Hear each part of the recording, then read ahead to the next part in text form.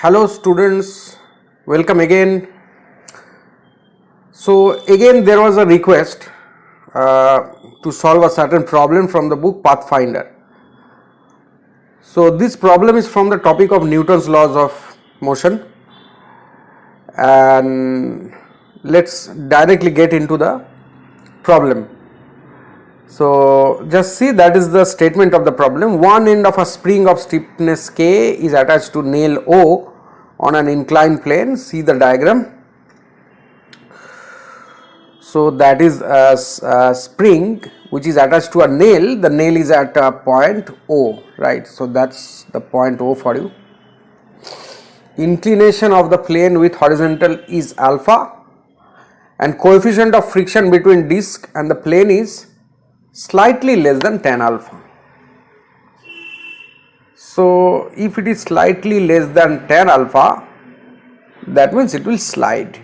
If you let it slide freely, there will be slipping, right?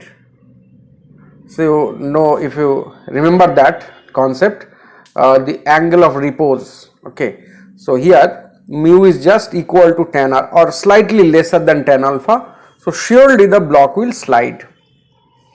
Now what will happen? The block will try to slide, and then comes the spring force. Spring will apply a force.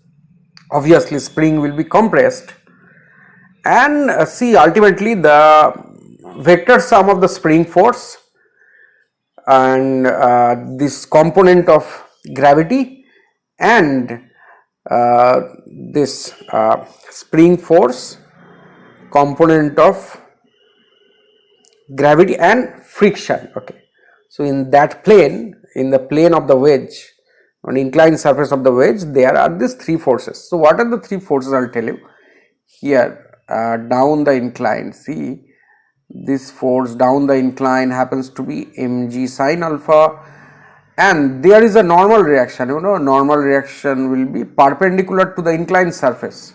So this normal reaction happens to be equal to mg cos alpha.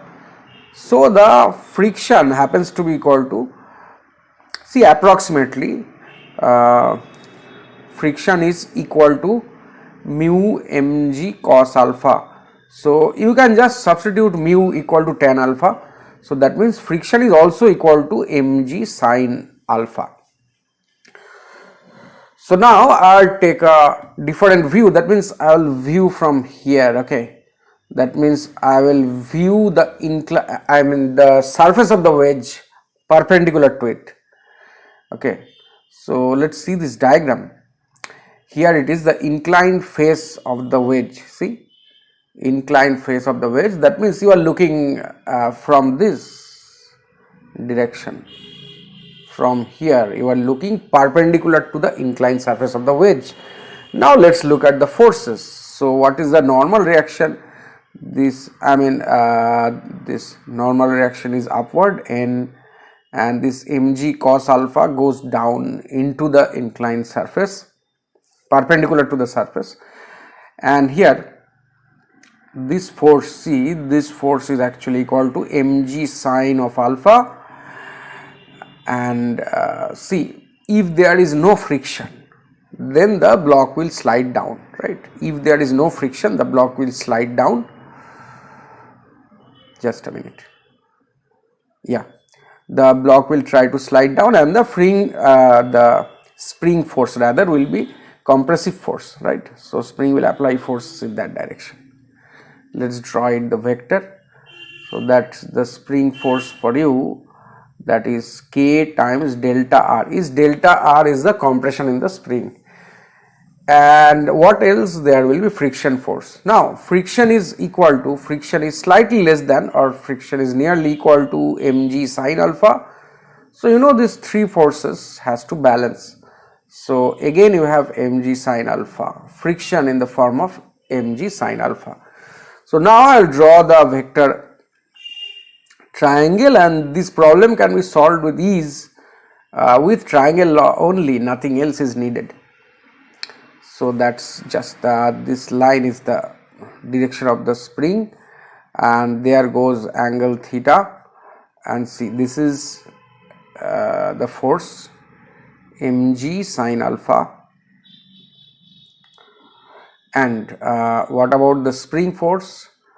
Spring force is just a slight thing.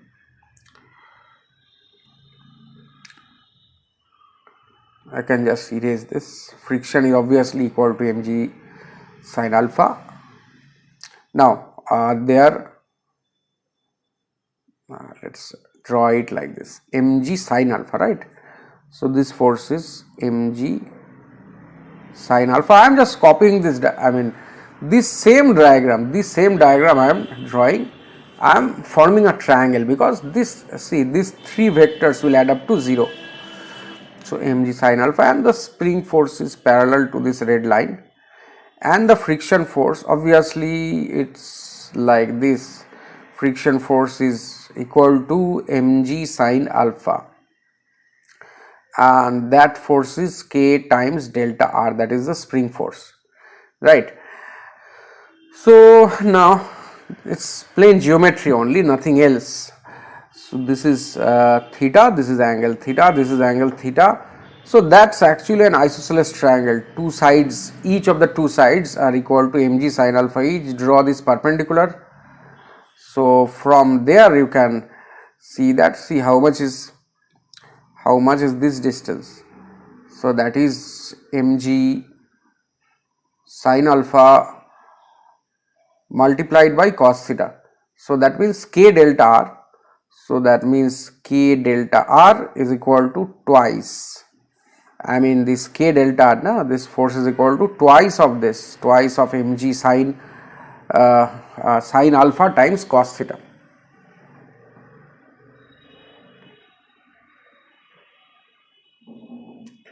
And that is what you had to find out, delta r equal to 2 mg sine alpha cos theta divided by k.